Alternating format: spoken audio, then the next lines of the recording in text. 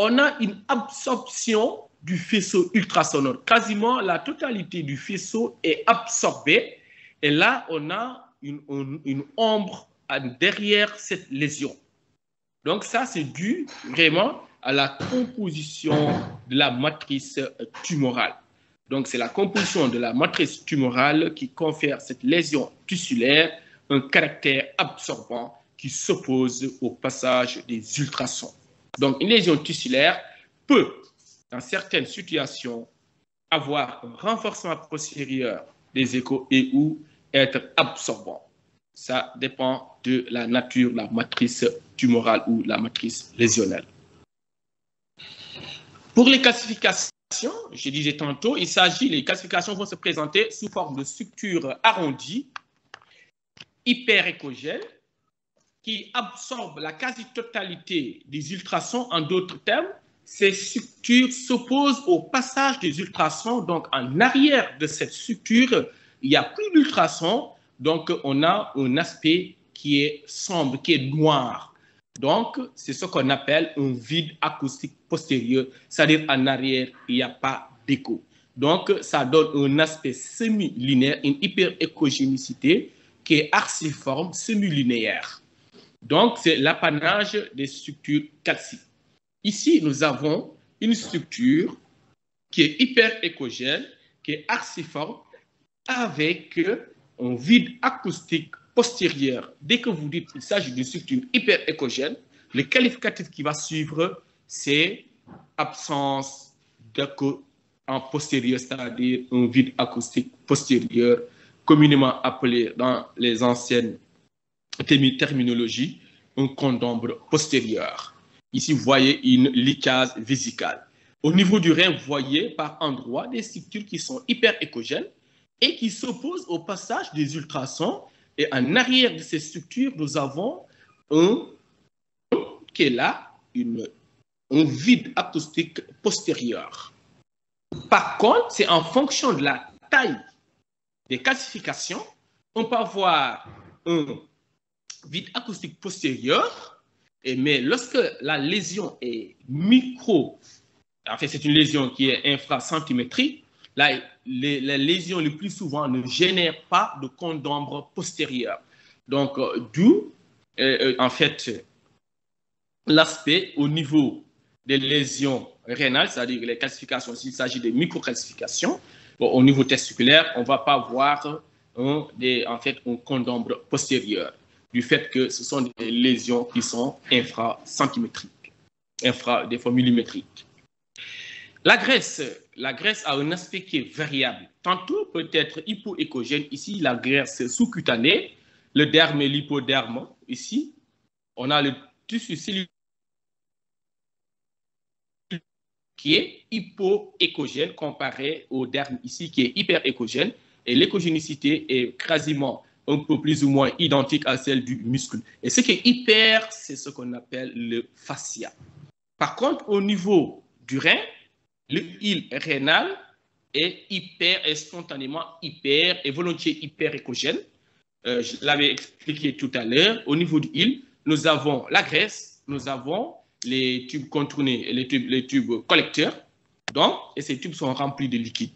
Et avec la graisse associée à un renforcement du contenu liquidien de ces néphrons, donc l'aspect, ça va conférer aux îles un aspect hyperéchogène. C'est un élément qui est important, qui permet d'apprécier de l'état fonctionnel du rein.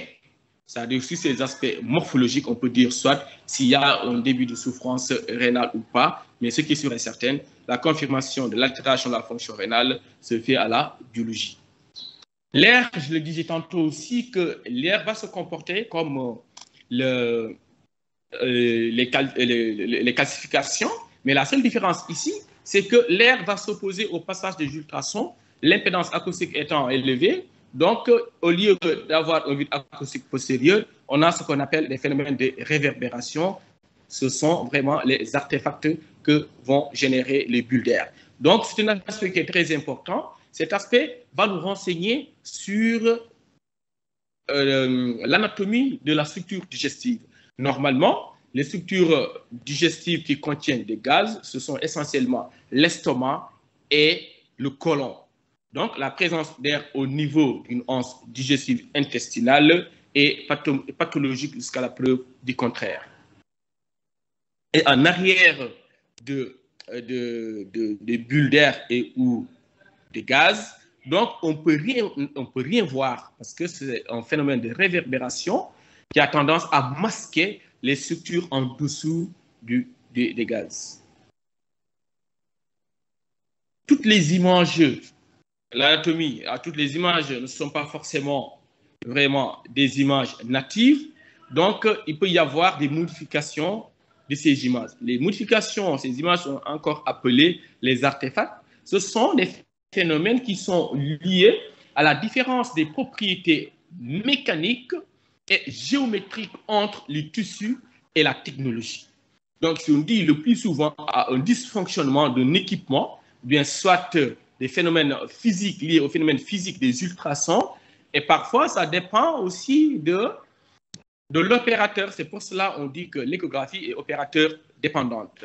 Donc, ces artefacts peuvent être réels, peuvent être vus sur plusieurs images et de forme et de taille normale, correcte, et parfois la position est correcte et l'échogénicité est identique à la lésion. Donc, comme je l'avais dit tantôt, les principales causes, c'est les dysfonctionnements, la physique et des fois erreur de l'opérateur. Ainsi, il y en a plusieurs types d'artefacts. Nous verrons essentiellement l'artefact en miroir, les artefacts de répétition ou de réverbération et les artefacts de condambre des parois latérales. Donc, l'artefact miroir, c'est une lésion qui va apparaître lorsque deux structures réfléchissantes sont positionnées à proximité l'une de l'autre devant la sonde. Donc, chacune va réfléchir le faisceau vers l'autre en fonction de sa nature. L'exemple le plus souvent utilisé pour illustrer les propos, c'est l'angiome hépatique. Le plus souvent, les angiomes, ce sont des lésions bénignes hépatiques qui siègent sous la capsule et ou au contact des structures vasculaires. Donc ici, la sonde paraît étant placée au-dessus de l'angiome et en arrière de l'angiome, nous avons ici le diaphragme. Donc la lésion va réfléchir le faisceau et à côté aussi, nous avons le diaphragme qui, lui aussi, va réfléchir le faisceau de la même manière. Donc, ces deux lésions étant contiguës, on risque d'avoir le phénomène de miroir, c'est-à-dire la reproduction de la lésion au niveau du foie sur de l'image. C'est ce qui explique ici, vous voyez, la lésion étant tout près de la capsule, on a tendance à reproduire le même phénomène au-delà du diaphragme.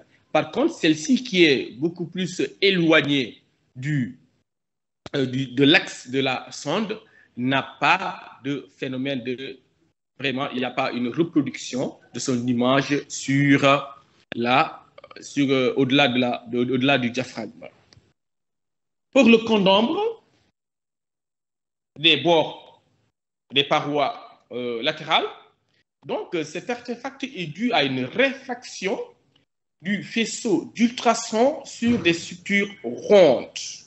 Ce phénomène se produit aux bordures des structures rondes telles que les kystes, la vésicule biliaire prise en fait dans un sens transversal, c'est-à-dire une coupe axiale, les vaisseaux sur une coupe également axiale, surtout les vaisseaux profonds de l'abdomen tels que l'artère et l'aorte, mais également la tête, c'est-à-dire en obstétrique, quand on réalise une coupe bipariétale passant par le mésencéphale, on a tendance à voir des zones d'ombre ici qui vont silhouetter l'image.